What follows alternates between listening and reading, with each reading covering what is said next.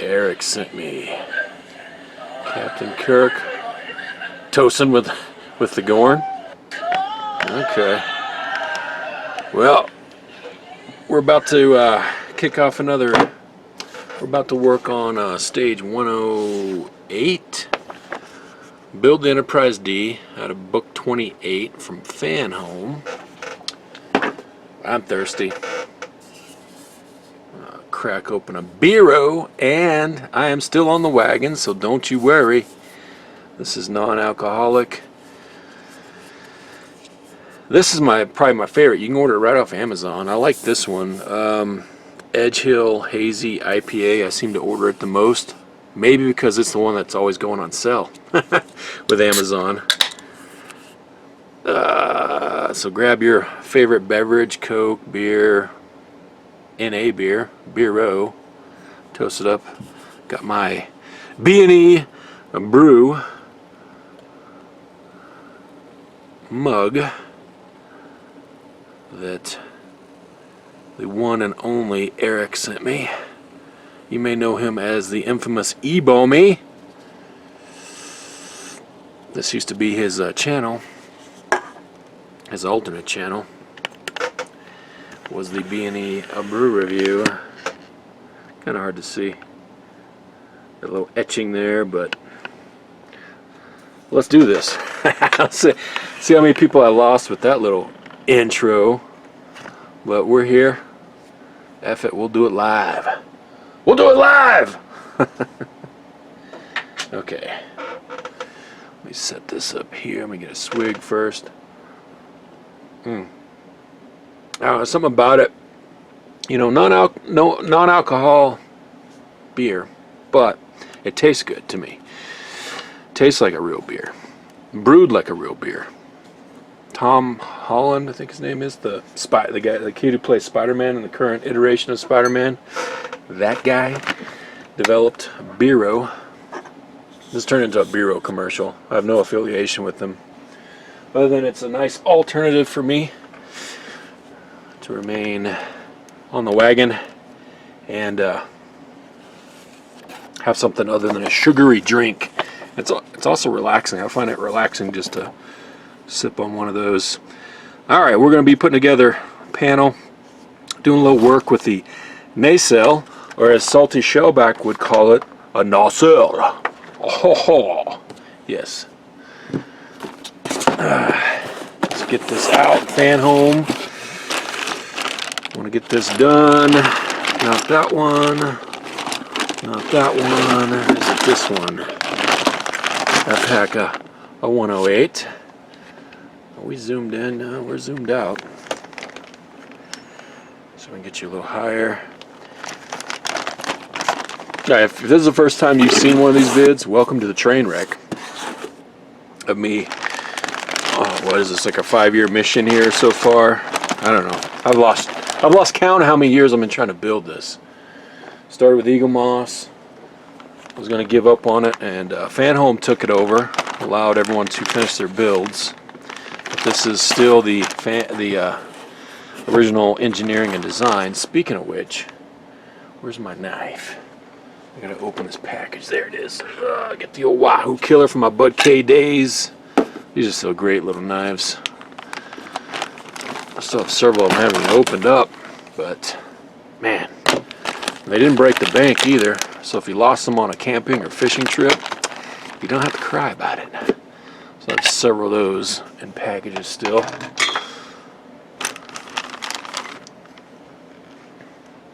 Got to keep this camera plugged in so my camera angles may be a little off, but I think we can make it work. Get all these parts and pieces spilled out without losing anything. Ooh, there's a small piece right there. I'm going to keep an eye on that and we'll put it in my little tray. Looks like a falsetto, a faux escape life pod hatch. Finally getting this other nacelle or nacelle put together. We're going to be working on some of it. We're still not going to have it finished yet in this kit. Come on, let's get all these parts out. We're wasting time here. It's going to be a long video at this rate. And let me make sure, because I had to fight Fanhome to get them to send me. I wound up having to redo a whole new stop a whole new kit just to get the right color grill there for my original. Yep, it's going to match, because if you started with the original Eaglemoss, and those do match. In person they're matching. So I don't know why that one's looking a little shut. I guess it's just the angle of the, but they match. The other one was way different, originally from Eaglemoss, the one half, and then they redid it, and the other half looked like this color, and then that pack they sent a replacement for this with addendum instructions. When Fanhome took over, they could not comprehend that had happened. So if you didn't make it to that stage with Eaglemoss, because some of our shipments were delayed, so my workaround, you can find that video on my YouTube. I had to restart the whole kit and then cancel it right away, because that was from the first starter pack, just to get my right color. You might have to repaint it. Or tell them, contact customer service. I don't know, maybe I went about it the wrong way, trying to explain to them that there was a replacement part, an addendum that Eaglemoss originally did. Long story short, I got mine, finally.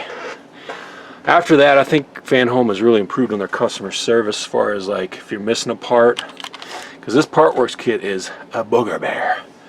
But so far, after that incident, I think that was, I mean, I've had some other incidents, but so far they've replaced everything for me if needed. So that's good. I'm gonna roll these little lifeboat hatches out as I continue to talk to you. I was going to say something important. Oh, it's not really that important, but Tomy, T-O-M-Y, and I've mispronounced it on some other videos, which I love. People grill me in the comments. Get over it. Okay, maybe that's on me, but it's Tomy, the die-cast toy company. If you might have seen my video where I have that huge 1/350 scale original series Enterprise, it's all die-cast. This sucker's heavy. And it has, you know, it's not perfect, you know, it's a die-cast. It's better than the seams and stuff in this thing. But it does have seams in it because it is a die-cast. It's like a giant die-cast toy. But it lights up. Pretty cool. Wish they'd have done it with a plug-in power instead of battery power. But I do have the refit Enterprise. I did the pre-order on that. They delayed the shipment on that, but we should be getting that around November.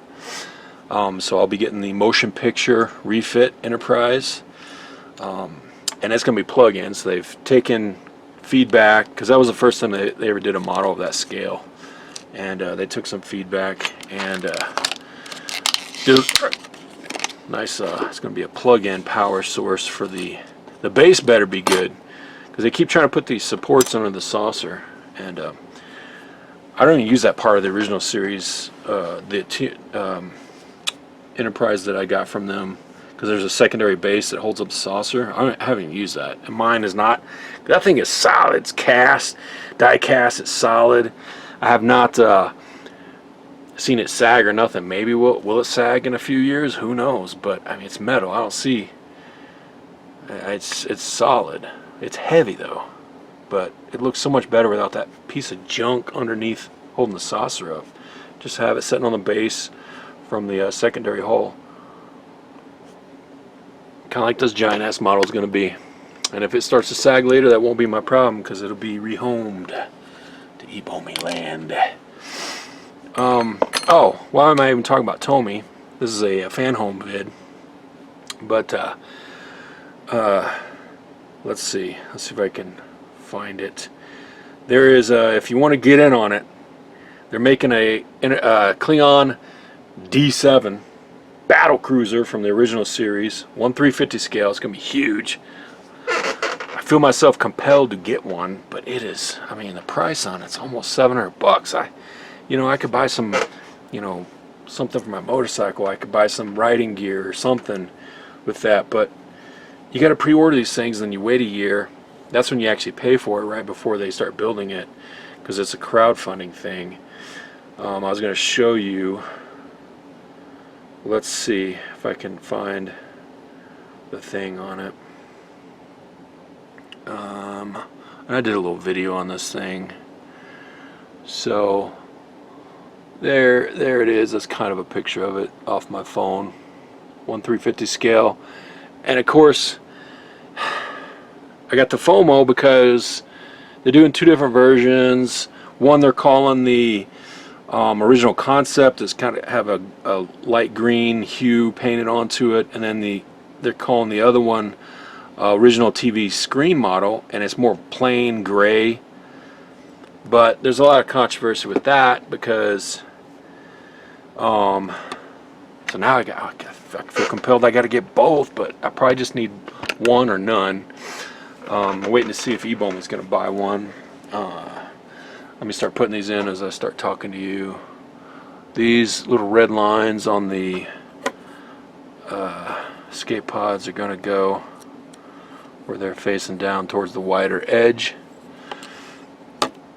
So anyway, on that thing, the original model, I don't know if they painted it after a certain episode, because like they got these models, and then it's just like the original series or the original Enterprise model, the big ones in the Smithsonian. When it first showed up, it had no weathering, it had no lights. Gene Roddenberry had them alter it after the pilot, and then I think the studio at some point added weathering because he actually wanted space weathering. So, and that's how the Smithsonian looks. So that's how Tomei made theirs. So a lot of people don't like, oh, why is it weathered? Well, that's the way it looks in the Smithsonian. So I don't know. I think it looks cool. It would look cool being fresh and pristine as well. That could be, right out of space dock, But anyway, with the Klingon D7 battle cruiser, which I wish they'd have used that more in the movies. I know it was briefly an updated version of it was used in the motion picture, but then they went to that bird of prey, which everyone loves. I always thought the bird of prey was kind of, it's cool looking, but I just, being a scout vessel or whatever, I just felt like it always seemed to have plot armor to make it match up with the Enterprise.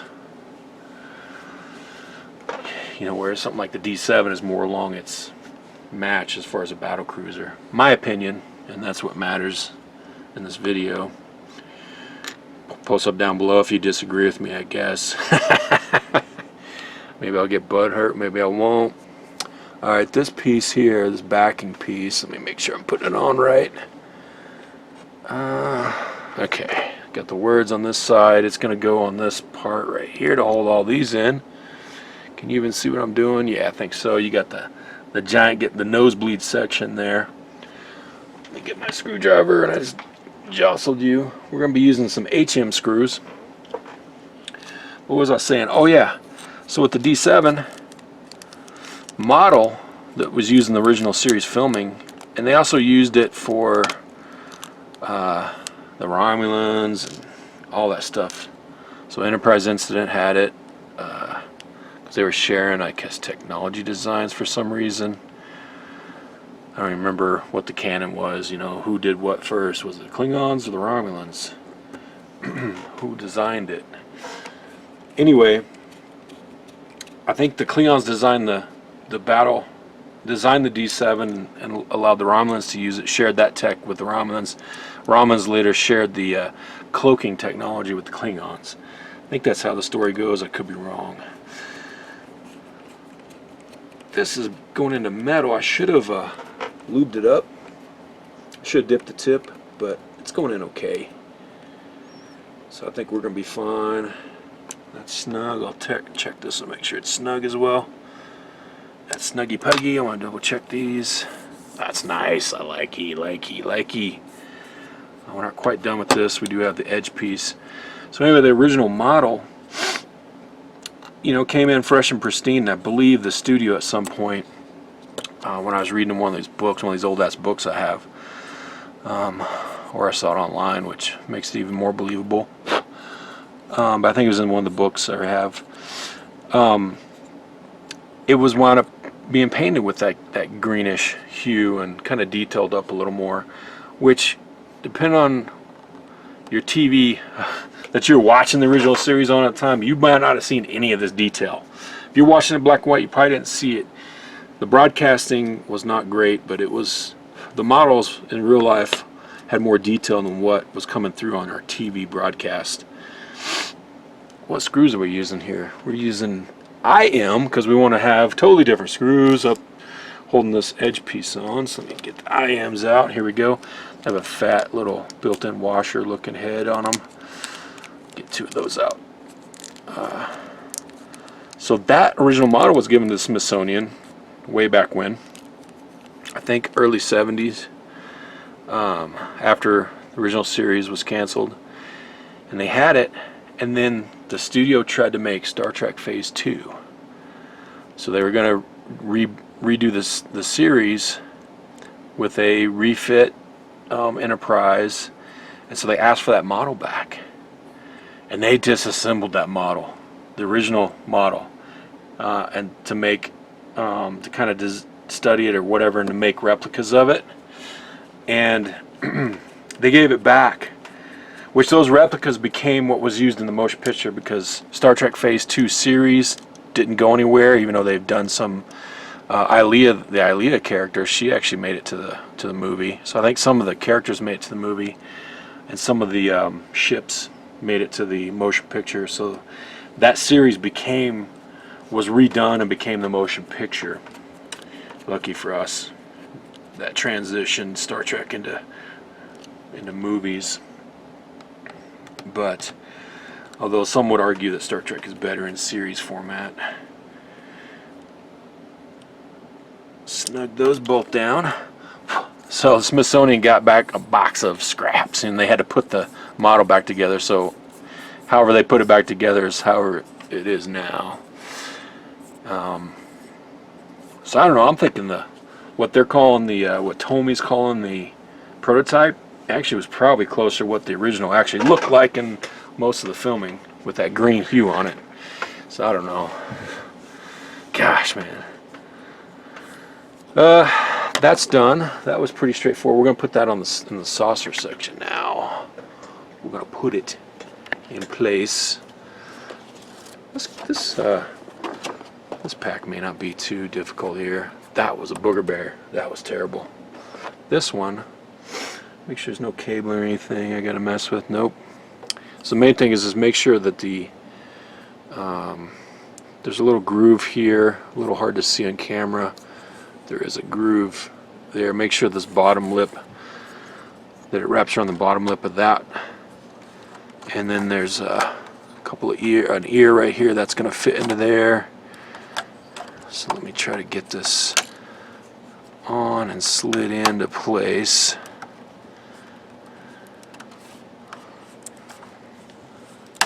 There we go.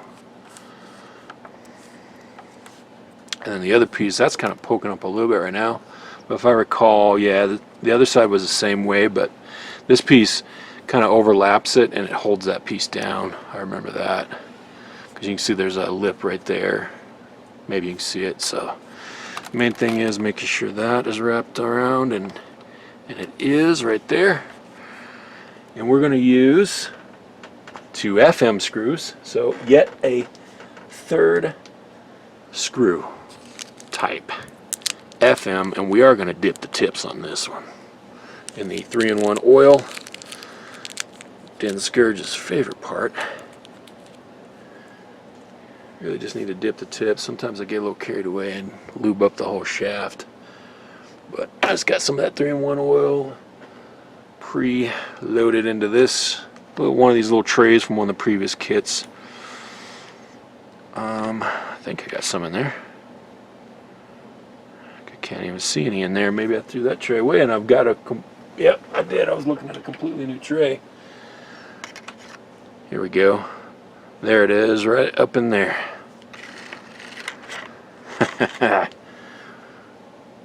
You don't want to go dry on that. This will help it thread into because it's got to cut its own threads into that metal skeletal structure. So I think I'm gonna do that one right there first. Gotta get a lot down, pressure on it.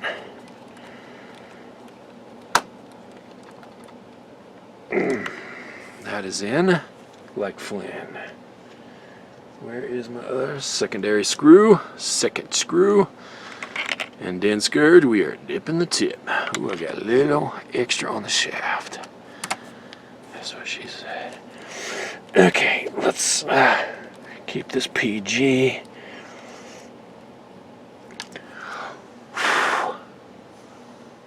Like that. And again, that looks like it's popped up, but the other side is gonna help squeeze that down. Squeeze it up like that, if I recall. We were getting close to that saucer being done, which would be nice, very nice.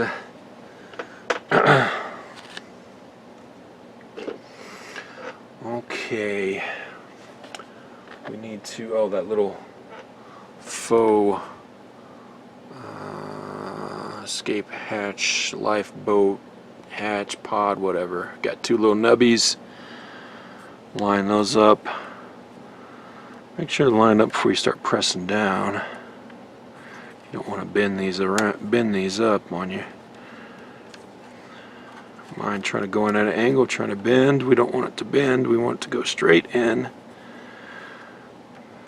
Come on. Don't do me this way.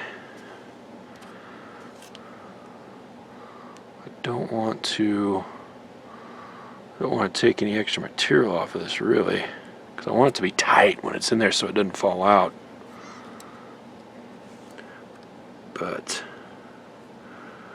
that's not quite lining up. There we go. Got it. Just make sure it's lined up before you smash it down.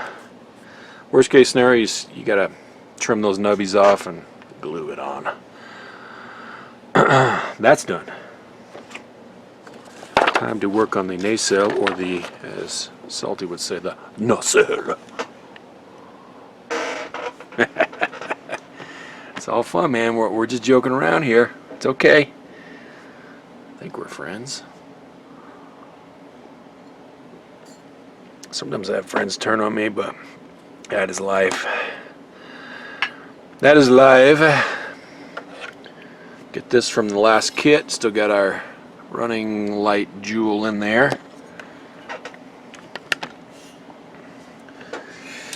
We're going to be using some BM screws. Okay, let me get some of these extra screws out of the way. BM. We got BM and AM left. We got a couple of extra of these. Let me get the BMs out. Get those ready. Ooh, ha. Get this piece. This is die cast. And this piece right here. Upon the floor. Pick it up. Alright, there's a groove right here. And a groove there. There's two little dippy-doos there. Some whoops. I'm trying to see which side the whoops go on. I don't recall. And this instructions is hot garbage. Well, first, actually, it's going to be with this plastic piece here, the inner skeletal part. And that's going to be like this. Like that. Which way does this go? There's two whoops there. I don't remember. Let me look at the other one. I don't think you can even. I don't know if you can see them. I don't recall which side the whoops go on. Okay. So we'll match the fins up. The fins kind of have a angle to them. So I'm going whoops forward to match the scooping effect of my other nacelle.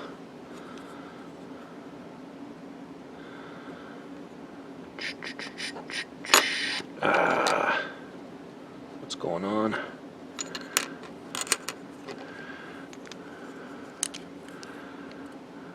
That goes in like that. Kind of matches up with those whoops.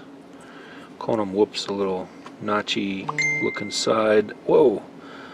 Is that a message from Starfleet? That's a message from the Eaglemoss.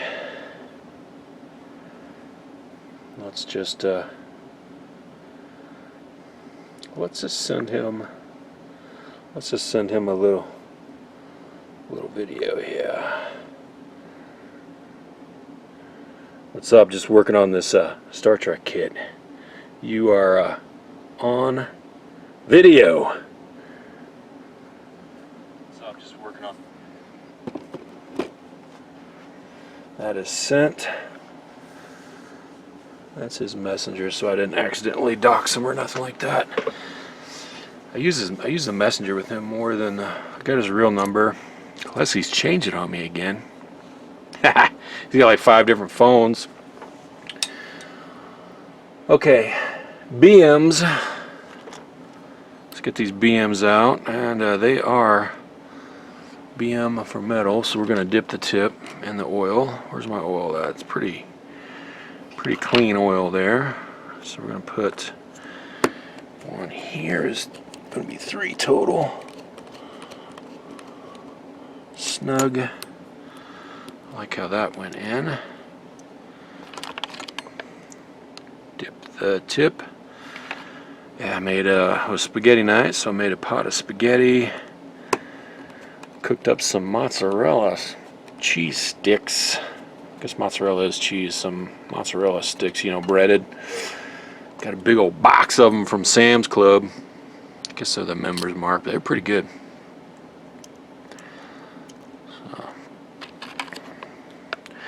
So it seems like the quality of frozen foods nowadays, not so good. Like most of the TV dinners I try are not great. I remember TV dinners used to be awesome when I was a kid. Then again, they also weren't cooked in a microwave. They came in those metal trays and you put them in the oven, so it was like they're probably better quality food, less preservatives maybe, I don't know, just frozen. Probably didn't last as long in the freezer. I don't know, maybe they did. We'll see if RFK can get us back to something like that. Doubt it. Okay, now we're going to place this whole skeletal structure inside here. Make sure our green meanie is still in there. Yeah, I like how that fit in. Nice. Where's our screw pack? The AM screws right here. AM. Get that extra screw over there. Actually, I'm just going to take that screw out. So we just have AMs in my little magnetic Harbor Freight tray.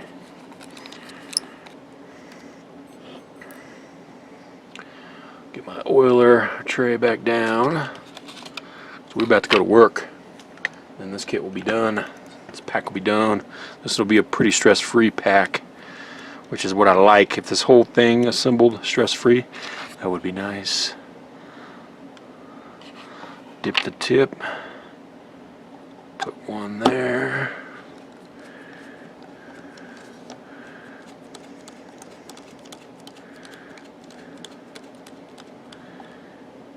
Snugged. And 1, 2, 3, 4 on this side, and another 4 on this outer side. Okay.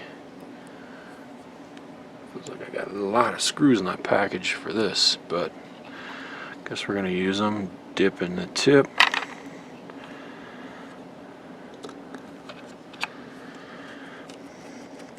Yeah, I've been enjoying riding my motorcycle. Kind of expanding my radius, getting into some more traffic. Was going this do have a little highway next to me, and the speed limit's 55. I got up to 60, so went through all my gears. It's got 6 gears, which I need to be all the way up in 6, but just wanted to go through all of them, experience it. And man, it's like rush hour traffic.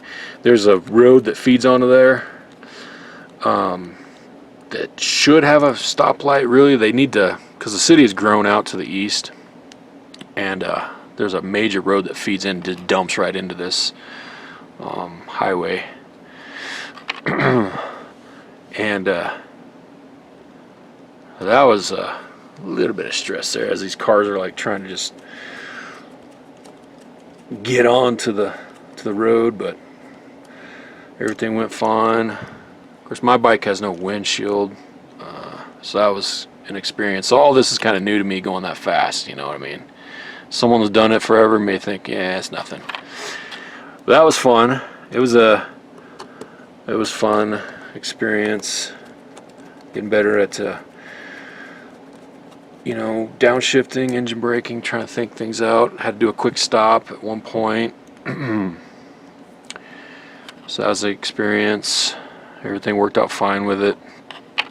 It's just like a street light turned right in my face, and I decided, you know, I probably could have throttled through and went, but I was like, it looked like I had enough time. I'm gonna do a stop. It turned out to be a quick stop.